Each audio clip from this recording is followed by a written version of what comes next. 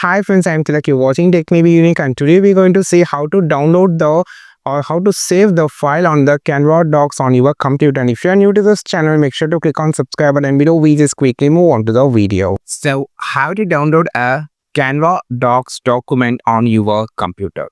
So for an example, if I just create a resume or anything. So this is for an example, just going to replace something. Okay, so I just need to download this resume or my file from Canva docs. How to download it? For that, first of all, click on the share option on the top.